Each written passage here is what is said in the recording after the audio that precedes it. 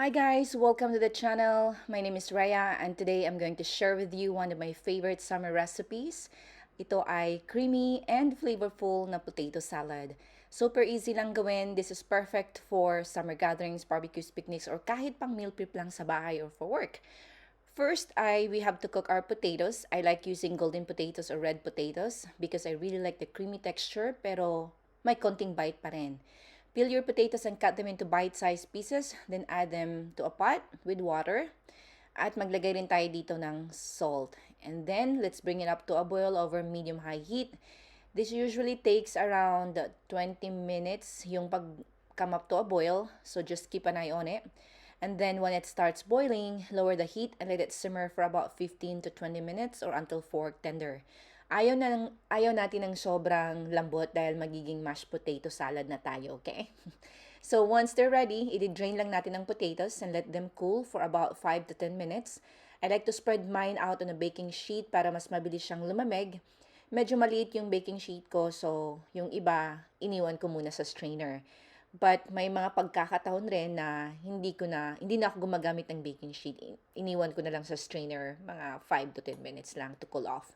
So while the potatoes are cooking, magandang time na rin ito to prep everything else. Chop all your vegetables and herbs and prepare your spices and other ingredients para kapag ready na ang potatoes, mabilis na lang i-assemble ang lahat. Alright, now let's make our creamy dressing. In a bowl, i-add natin yung mayo, sour cream, Dijon mustard, salt, pepper, and smoked paprika. Then give everything a good mix. Actually, pwede naman ninyong ilagay lahat ng ingredients at once. Pero ako, I like adding them a few at a time para mas madaling i-adjust yung flavor. But it's completely up to you.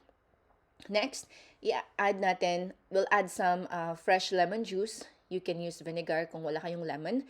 Mixed again and of course, taste it. This is the most important part. Adjust the seasoning according to your taste. I also love using fresh dill. Ang dami ko kasing dill sa garden this year, kaya ginagamit ko talaga whenever I can. Then I'm adding some chopped capers for that little salty, tangy flavor. And then imimix again and taste it. I also added some fresh parsley because again, marami rin akong parsley sa garden. Might as well use what we have. Now that our potatoes have cooled down a little, place them in a large bowl and add a little vinegar. Give them a gentle toss para hindi natin masira yung potatoes. Then add your chopped vegetables followed by the creamy dressing. Then we are going to mix everything together gently until all the potatoes are nicely coated. And remember, recipes like this are really all about your taste.